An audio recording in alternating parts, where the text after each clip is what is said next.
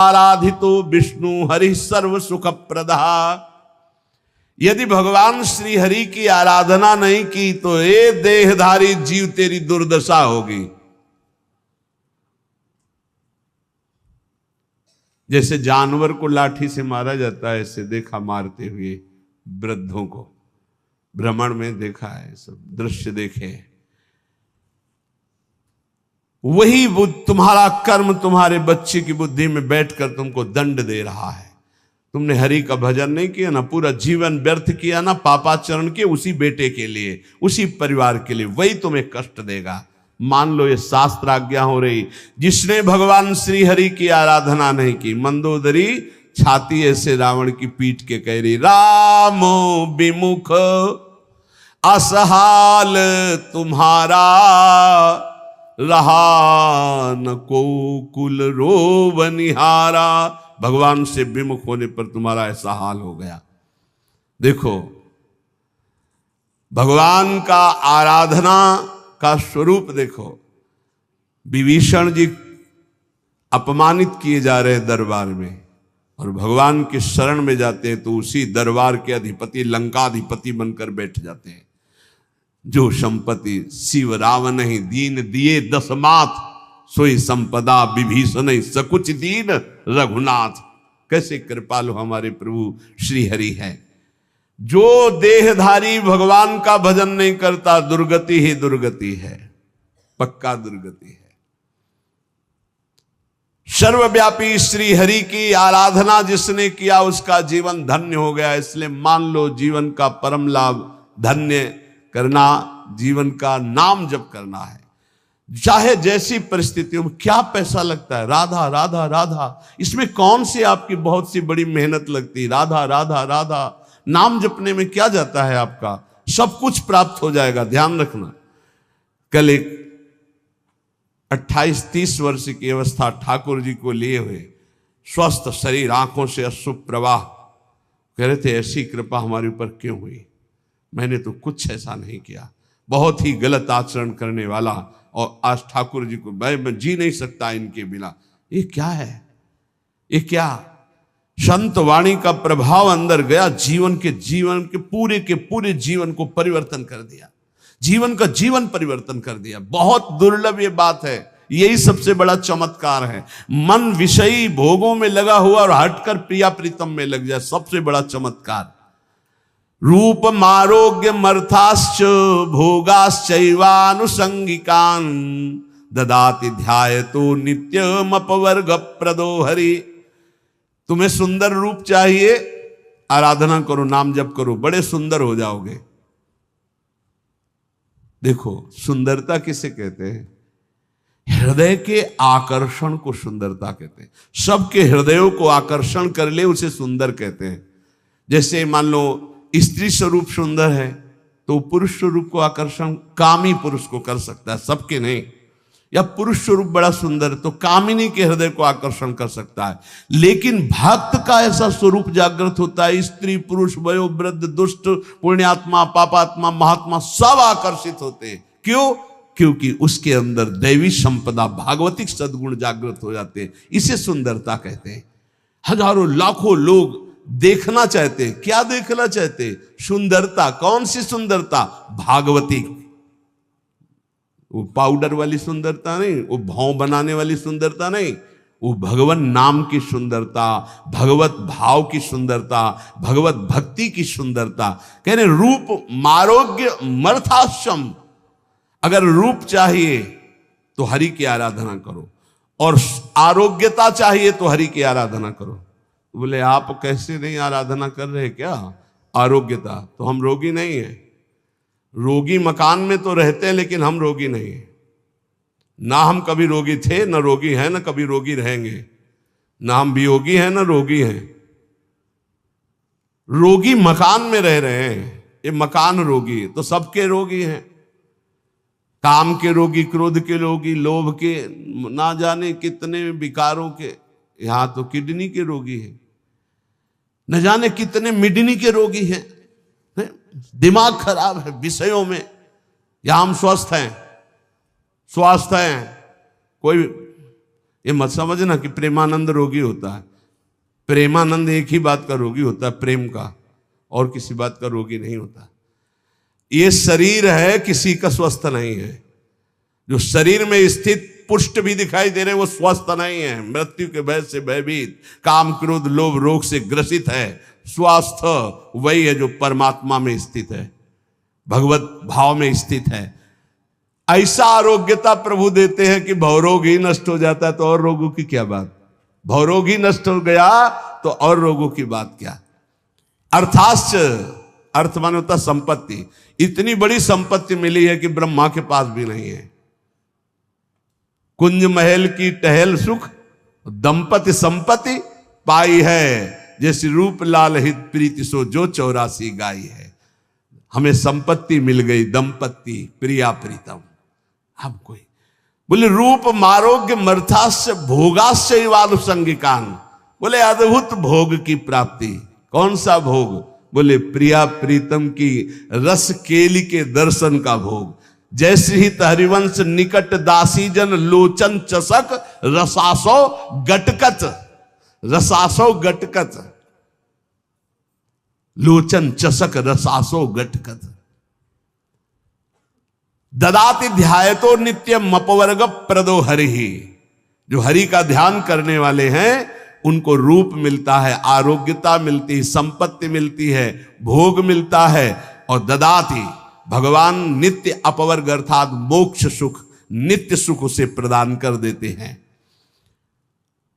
आतिपातक युक्तोपि ध्यायेन निमिषमच्युतम भूयस तपस्वी भवति पंक्ति पावन पावन। यदि एक क्षण भी ऐसी स्थिति हो जाए कि शरीर का भाव भूल जाए और भगवदाकार वृत्ति एक क्षण भी, तो इतना महान हो जाता है कि जन्म जन्मांतरों के सारे पाप नष्ट हो जाते हैं और वो पंक्ति के पंक्ति को निष्पाप कर सकता है। अगर एक क्षण भी अतिपातक युक्तोपि ध्यायेन निमिष मच्युत, एक निमिष भी, इतने देर के लिए यदि तन्मय हो गया प्रिया प्रीतम में, प्रभु में, एक निमिष भर के लिए शरीर को भूल गया, उसमें इतनी सामर्थ्य। तभी तो एक बार गुरुदेव भगवान ने कहा था, रसिक जन जो 5 मिनट में भजन कर लेते हैं, साधक 24 घंटे उतना भजन नहीं कर सकता 5 मिनट में। वो यही जो यहां लिखा है, एक निमिष में। भूयस तपस्वी भवत, उससे बड़ा कोई तपस्वी भूमंडल पे नहीं, जो एक पल के लिए भगवान में डूब गया। डूबना, हम तो कहते डूबते क्या है, या तो उठा के फेंक दिया जाता है प्रेम समुद्र में। ऐसी कृपालुता यहां की सखियों की है। जिसके कान में भगवान का नाम नहीं पड़ा, कीर्तन नहीं पड़ा, कथा नहीं पड़ी, तो बोले स्वीडवराहोष्ट खरई संस्तुतः पुरुषः पशु नयत कर्ण पथो पेतो जातु नाम गदाग्रजः।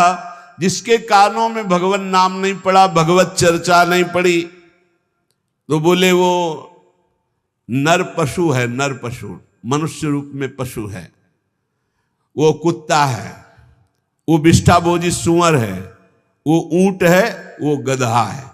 ऐसा वर्णन करें। स्विट वराहोष्ट खरई है, स्विट वराहो खरई गधा, स्वाल कुत्ता, ऊंट। क्यों? क्योंकि भगवान से विमुख है, तो बोझा ढो रहा है संसार का केवल गधे की तरह, कुत्ते की तरह। जैसे कुत्ता इस भोग से उस दरवाजे में खाने, ऐसे भोगों में भटक रहा है केवल। जैसे ऊंट है ना, कांटे की वस्तुएं खाने में बहुत अच्छा लगता है, ऐसे ही गंदे विषयों को भोगने में केवल अच्छा समझता है। जिसके कानों में भगवत चर्चा नहीं गई, जिसने अपनी जबान से भगवान नाम कीर्तन नहीं किया, वो पशु से भी गया गुजरा है। मनुष्य के कान बने हुए भगवत चर्चा सुनने के लिए, जबान मिली हुई है भगवत प्राप्ति के लिए। खूब नाम जप करे, नाम कीर्तन करे। कृपन देई पाई परो बिनु साधे सिद्धि होई, सीतापति सन्मुख समुझ जो की जय शुभ सोई। इसलिए मेरी बात मानो, पाए पर जाओ भगवान के, अर्थात भगवान की शरण में हो जाओ। सारी सिद्धियां अपने आप आ जाती है शरणागत के हृदय में। ये बात मान लो, मान लो, तुम्हारे किए नहीं होगा, प्रभु की शरण में हो जाओ। राम ही डरु करु राम सु ममता प्रीति प्रतीति, तो तुलसी निरुपदि राम को भय हारे हूं जीती। यदि भगवान का तुम्हारे हृदय में डर हो गया कि सर्वत्र भगवान मुझे देख रहे हैं, मैं कहां पाप करूं, कोई जगह ऐसी नहीं जहां मुझे भगवान नहीं देख रहे, तो बोले अगर ये प्रभु का डर आ गया और प्रभु की शरण में हो गए तो हार भी जाओगे तो जीता देंगे भगवान, हार भी जाओगे तो जीता देंगे। तुलसी निरुपति राम को भय हारे हो जीत, हार भी गए तो जीत जाओगे। इनका स्वभाव है जन अवगुण प्रभु मान न काऊ, दीन बंधुवती मृदुल स्वभाव। ऐसा स्वभाव कि एक बार शरण में हो गए तो तुम्हारा नाश नहीं होने देंगे, चाहे जितना पतित हो जाओ वो तुम्हारा उद्धार करके ही छोड़ेंगे, वो पतित पावन है। वेद पुराण संत मत एहू, सकल सुकृत कर फल राम सनेहू। समस्त साधना का फल है प्रभु के नाम में प्रेम हो जाए, प्रभु के चरणों में प्रेम हो जाए। इसलिए विनिश्चितम बदामि तेनान्यथा वचांसि में हरिम नरा भजन्ति एति दुस्तरम तरन्ति ते। मैं तुम्हें सब शास्त्रों का निश्चित सिद्धांत बता रहा हूं, मेरी बात झूठ मत मानना। जो हरि का भजन करते हैं वो समस्त दुखों से, भव सागर से पार हो जाते हैं। और हरि का भजन उसी के हृदय में होता है जो हरिजनों से प्रीति करता है, हरि भक्तों से प्रीति करता है। ये परिचय संतों की, रसिकों की वाणी से प्राप्त होता है।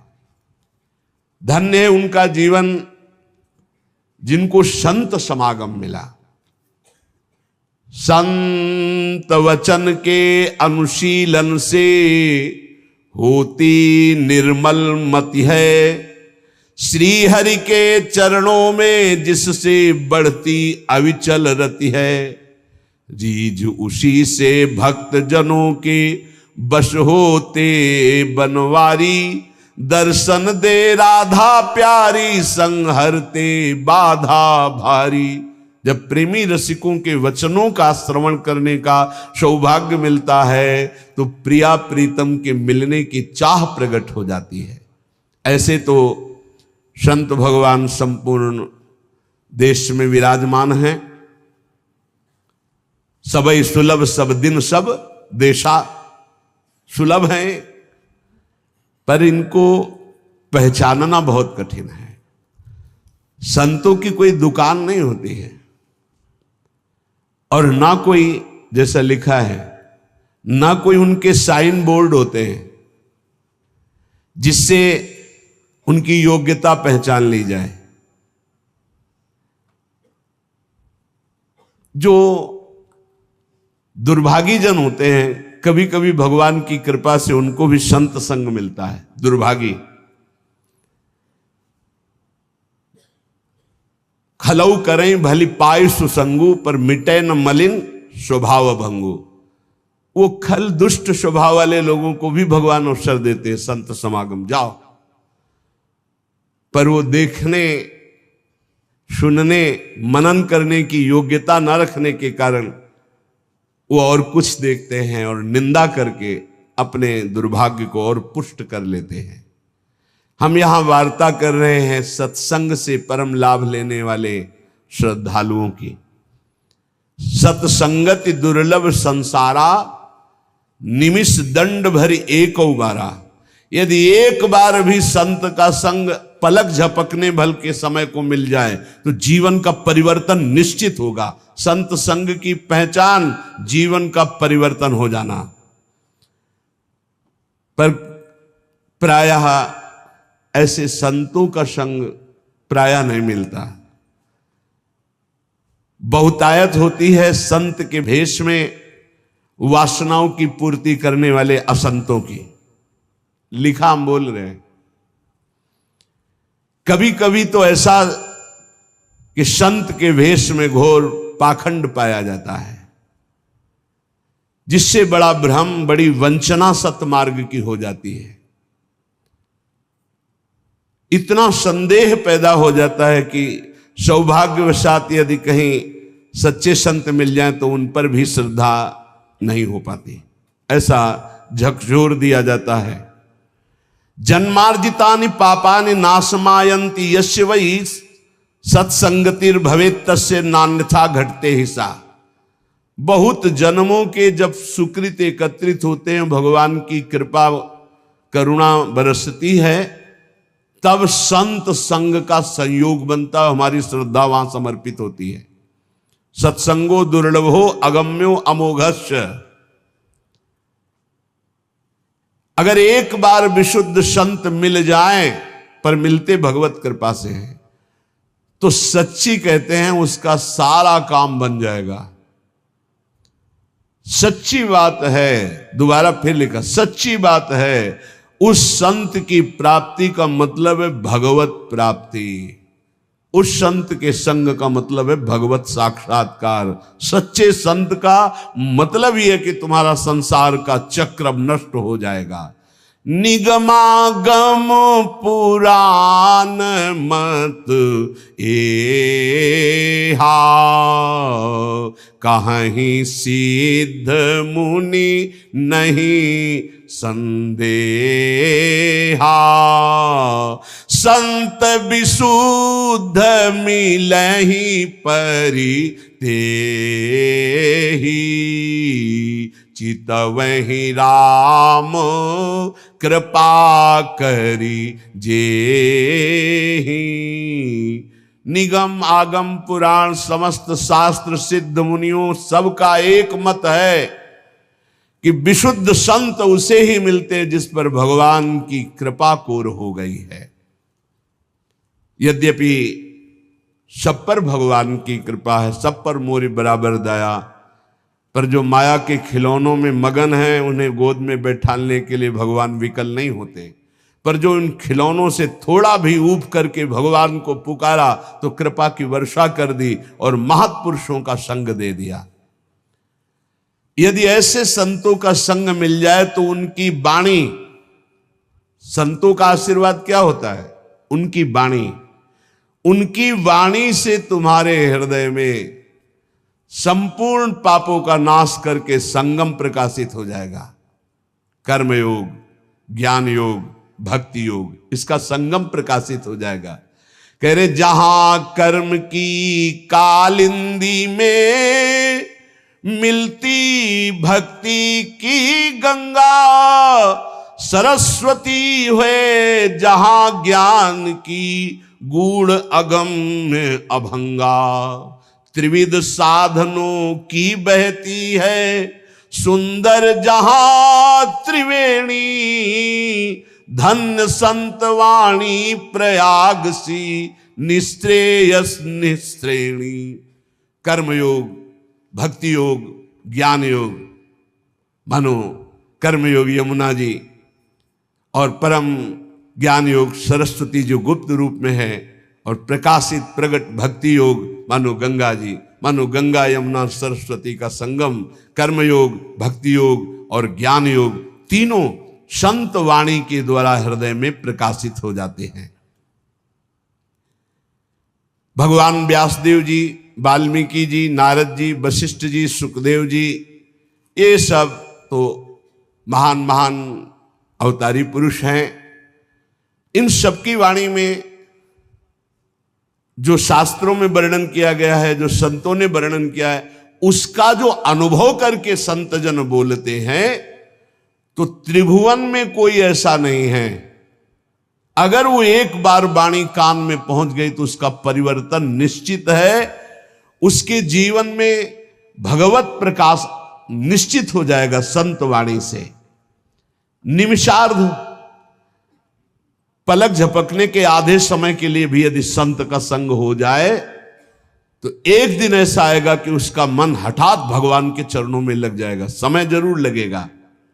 इसलिए प्रभु से प्रार्थना करो कि मुझे भगवत प्रेमी महात्माओं का संग मिले। प्रायः बड़े बड़े संतों ने भी यही मांगा है। अविरल भगति बिरति सत्संगा चरण सरोरुह प्रीति अभंगा। आपके चरणों में अविरल भक्ति हो, संसार से वैराग्य हो तो कैसे हो? बोले सत्संग, साधु संग से ही ये प्राप्त हो सकता है। बार बार बर मांगो हर्ष देव श्रीरंग, पद सरोज अनपायनी भक्ति। अनपायनी भक्ति तो कहां से मिलेगी? बोले सदा सत्संग, वो संतों के संग से ही प्राप्त होती है। अनुभूति युक्त वचन संतों से ही प्रकट होते हैं। पढ़ लिख कर प्रवचन और अनुभूति युक्त वचन में अंतर होता है। पढ़ लिख कर जो वचन होते हैं वो खोखले होते हैं, उनमें दम नहीं होती कि सामने परिवर्तन कर सके, क्योंकि स्वयं का परिवर्तन नहीं हो पाया। संतों के वचन में यह अंतर होता है कि प्रभु की कृपा का कारण विशेष उन्होंने अनुभव किया है। अनुभव करके जो ही बोलते हैं तो वो शब्द कान में जाकर हृदय के अंधकार का नाश कर देते हैं। कोई ऐसी वस्तु नहीं जो संत कृपा से प्राप्त ना हो जाए, चाहे लौकिक हो चाहे पारलौकिक। या वै साधन संपत्ति पुरुषार्थ चतुष्टये, ताम बिना सर्वमाप्नोति यदि नारायणाश्रय। भगवान श्री हरि के जो आश्रित जन है उनका यदि संग हो जाए तो यद्यपि कहा गया है कि चतुष्टय साधन होने के बिना ज्ञान नहीं हो सकता, पर ऐसे संत जो भगवत आश्रित है उनके संग के प्रभाव से बिना अन्य साधनों के शुद्ध ज्ञान हो जाएगा और चारों पुरुषार्थ धर्म अर्थ काम मोक्ष चारों पुरुषार्थ प्राप्त हो जाएंगे। अकाम हो या सकाम, निष्काम हो या कामना युक्त, एकमात्र भगवान श्री हरि के चरणों की आराधना कृतकृत्य कर देती है, और ये बिना संतों के संग के नहीं मिलती। अकामः सर्व कामो वा मोक्ष काम उदार धीहि, तीव्रेण भक्ति योगेन यजेत पुरुषम परम। जो कुछ चाहते हो, जो कुछ पाना चाहते हो लोक परलोक में, सब कुछ तुम्हें मिल जाएगा। नहीं चाहोगे तो मोक्ष भी मिल जाएगा, प्रेम मिल जाएगा, पर तुम उदार बुद्धि होकर भगवान श्री हरि की तीव्र भक्ति करो, परम पुरुष श्री हरि की आराधना करो, और ये होगी संत संग से। जब तक संत संग नहीं तो भगवान की प्रेम लक्षणा भक्ति या तीव्र भक्ति या विशुद्ध भक्ति हृदय में जागृत नहीं हो सकती। श्री देवर्षि नारद जी कहते हैं, मनीषितम ही प्राप्नोति चिंतयन मधुसूदनम, एकांत भक्ति सततम नारायण परायण। भगवान जब कृपा करते हैं तो अपनी एकांत भक्ति प्रदान करने के लिए अपने एकांतिक प्रेमियों का संग देते हैं। नाथ कृपा ही को पंथ चितवत दीन हो दिन रात, होई धो के काल दीन दयाल जान न जात। रात दिन केवल प्रभु की कृपा की बाट जो होने वाले को भगवत महाप्रेमी इनका संग मिलता है। जो रात दिन भगवान की कृपा की बाट, प्रभु मैं तो अज्ञानी नीच अधम हूं, मुझे पता नहीं आपकी कैसे प्राप्ति होगी, अब आप ही कृपा करो, तो भगवान ऐसे संतों से जोड़ देते हैं। जब भारी व्याकुलता होती है, मुमुक्षुता होती है या भगवत प्राप्ति की चाह होती है। मनीषितम ही प्राप्नोति चिंतन मधुसूदनम, एकांत भक्ति सततम नारायण परायणा। देवर्षि नारद जी कहते हैं कि मनीषियों की कृपा से, संतों की कृपा से एकांतिक भक्ति का परिचय मिलता है, जो प्रभु का एकांतिक चिंतन होता है। यद दुर्लभम यद प्राप्यम मानुषो यन्न गोचरम, तदप्य प्रार्थितो ध्यातो ददाति मधुसूदना। जो दुर्लभ है, अप्राप्य है, वो संतों से प्राप्त किया जाता है। संतों के पास जाकर भोगों की याचना करना, रोग निवृत्ति की बात करना, कामनाओं की पूर्ति होना या वोट आदि के लिए बात करना, ये बहुत व्यर्थ की बातें हैं। ये आपका व्यवहारिक विषय, आप इसको देखिए। आप संतों के पास जाइए परम पद प्राप्ति के लिए, भगवत प्राप्ति के लिए, ईश्वर निरंतर चिंतन करते हुए कैसे हमको स्वीकार करे, इस बात के लिए जाइए। जो दुर्लभ है यद दुर्लभम यद प्राप्यम मनुष्यो यन्न गोचरम, जहां मन की कल्पना भी नहीं पहुंच सकती है, भावना भी नहीं पहुंच सकती है, ऐसे भगवान के ध्यान, ऐसे भगवान के स्मरण का अधिकार भगवत प्रेमी महात्माओं के संग से प्राप्त होता है। भगवान ने भी श्री अर्जुन जी को जब बताया कि द्रव्य यज्ञ, स्वाध्याय यज्ञ, ब्रह्म यज्ञ, भगवद अर्पण यज्ञ, ये सब यज्ञ हैं, इन श्रेयान द्रव्य मयाद यज्ञास ज्ञान यज्ञ परंतप सर्वम कर्माखिलम पार्थ ज्ञाने परिसमाप्तये। अर्जुन, जितनी भी मैंने यज्ञ वर्णन की, द्रव्यमय यज्ञों से ज्ञान यज्ञ श्रेष्ठ है, क्योंकि ज्ञान यज्ञ में सब कर्म भस्म हो जाते हैं और जीव जीवन मुक्त हो जाता है। ज्ञान यज्ञ में एक होता है कृपा से ज्ञान की प्राप्ति होना, एक होता है साधन से ज्ञान की प्राप्ति होना। जब साधन से ज्ञान की प्राप्ति को होता है तो साधन चतुष्टय अगर नहीं है तो वो अज्ञानी है, चाहे जितना ज्ञान वर्णन कर रहा हो। पहला साधन चतुष्टय है विवेक, दूसरा है वैराग्य, और तीसरे में 6 साधन है, इसे षट संपत्ति कहते हैं। सम दम श्रद्धा उपरति तितिक्षा और समाधान, और चौथा है मुमुक्षुता। ये 4 बातें होने पर ही वो ज्ञान मार्ग का अधिकारी हो सकता है। विवेक, विवेक कहते हैं जिसके अंदर सत असत का ज्ञान हो। सत्य क्या है और असत क्या है? तो वेद कहता है ब्रह्म सत्यम जगन मिथ्या, पूरा संसार झूठा है। सत्य है इसमें तो केवल ब्रह्म है, अन्यथा नहीं। जैसे भगवान शंकर कह रहे उमा कहूं मैं अनुभव अपना, सत हरिभजन और जगत सब सपना। सपने की तरह मिथ्या, जैसे स्वप्न में कुछ भी सत्य नहीं होता, ये जगने पर पता चलता है, ऐसे ही संसार में भगवान के सिवा कुछ सत्य नहीं है। ये तब पता चलेगा जब तुम्हारे अंदर ज्ञान प्राप्त हो जाएगा, ज्ञान जागृत होगा। पहला है विवेक, सत असत का ज्ञान हो जाना, इसे विवेक कहते हैं। दूसरा है वैराग्य। वैराग्य का तात्पर्य है लोक परलोक के समस्त भोगों से भोगने की इच्छा का त्याग, भोग में सुख बुद्धि का त्याग, समीप भोग होने पर भोगने की न इच्छा होना, इसे वैराग्य कहते हैं। अब षट संपत्ति का वर्णन, बोले षट संपत्ति में सम, मन को इंद्रियों के विषयों से हटाकर अपने लक्ष्य में लगाना, उसे सम कहते हैं। और इंद्रियों को विषयों से हटा करके लक्ष्य पर स्थित कर देना, उसे दम कहते हैं। इंद्रिय और मन पर विजय प्राप्त करने को समदम कहते हैं। सम और दम। फिर श्रद्धा, शास्त्र और गुरु के वचनों में बिल्कुल ज्यों का त्यों विश्वास हो जाना, उसे श्रद्धा कहते हैं। फिर उपरति, उपरति कहते हैं जैसे हमारे अंदर भोगने की इच्छा है पर मैं भोगूंगा नहीं क्योंकि भगवत प्राप्ति करनी, इसे कहते हैं त्याग। भोग सामग्री है पर भोगने की इच्छा ही नहीं, इसे कहते हैं वैराग्य। पर कोई भोग सामग्री है ऐसा बोध ही न रह जाना, इसे उपरति कहते हैं। ज्ञान प्राप्ति के लिए त्याग वैराग्य से बढ़कर उपरति की आवश्यकता है।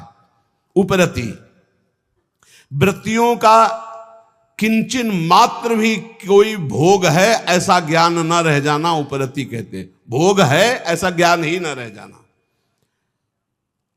और तितिक्षा, सर्दी गर्मी, मान अपमान, निंदा स्तुति, इन सब को समान भाव से सह जाना तितिक्षा कहते हैं।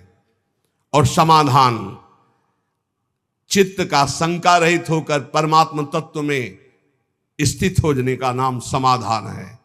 चित्त का समाधान हो जाना, अब कोई प्रश्न नहीं, कोई शंका नहीं। और चौथा है मुमुक्षुता, अब मैं मुक्त होना चाहता हूं, मुझे अब संसार से मुक्त होना। ये 4 हो और फिर उसे किसी महापुरुष का संग मिले तो भगवान कह रहे तद्विद्धि प्रणिपातेन परिप्रश्नेन सेवया उपदेक्षन्ति ते ज्ञानम ज्ञानिनस्तत्वदर्शिनः। अब उस उपासक को जो मुमुक्षु है, जो संसार से मुक्त हो जाना चाहता है, वो संत के पास जाए। भगवान की कृपा से संतों का परिचय मिल जाता है। जब किसी महापुरुष के समीप जाए तो पहली बात ये समझ ले कि तुम्हारी श्रद्धा से ही कल्याण होने वाला है उनके समीप। तुम्हारी जितनी जोर की श्रद्धा उन पर होगी उतना ही आपके ऊपर प्रभाव पड़ेगा। श्रद्धा की कमी होने के कारण संत के पास जाने पर भी महापुरुष जो उसे उपदेश दे रहे हैं वो अपना कल्याण नहीं कर पाएगा। अगर श्रद्धा जोर की है तो कल्याण हो जाएगा, मतलब आपकी श्रद्धा पर टिका हुआ है आपका कल्याण। वो संत महापुरुषों की वाणी तभी प्रभाव डालेगी जब आपके ऊपर प्रथम हृदय श्रद्धा जो करे, आचार्य जन जाय अनुसरे जहां जहां हरिवंश के। श्रद्धावान लभते ज्ञानम। अगर श्रद्धा में कमी है तो देखो दुर्योधन को भगवान समझा रहे हैं, लेकिन क्या समझ आई? क्या श्रद्धा में कमी इसलिए नहीं, भगवान समझा रहे हैं तो नहीं समझ में आई, नहीं कल्याण हुआ उसका। वो भगवान से कह रहा आप 5 गांव की बात कर रहे हो, मैं सुई की नोक भर नहीं दूंगा बिना युद्ध के। और भगवान बात कर रहे हैं, भगवान से कह रहा कि आप जानते हो कि आप ही धर्म को जानते हो, मैं धर्म को नहीं जानता। मैं जानता हूं जानामि धर्मम नच में प्रवृत्ति, मेरी प्रवृत्ति नहीं है, मैं जानता हूं धर्म को। भगवान की एक बात भी नहीं मानी।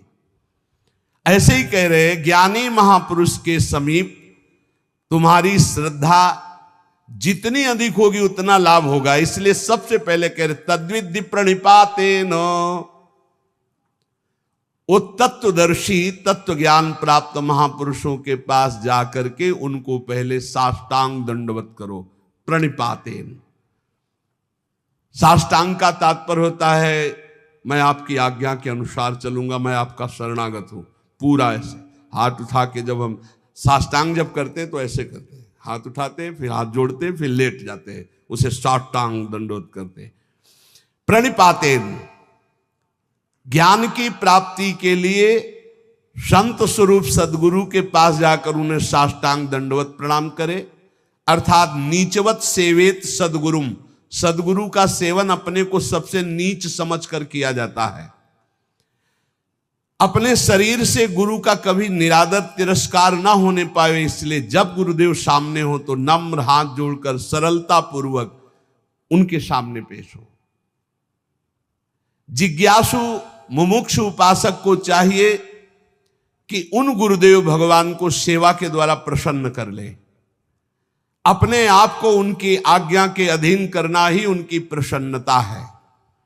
इसीलिए भगवान कह रहे सेवया, पहले प्रणिपातेन फिर सेवया। वैसे सेवा शब्द से तत्काल बुद्धि सबकी आती है कि वस्तु पदार्थ हाथ पैर दबाना ये सब गुरु सेवा के अंतर्गत।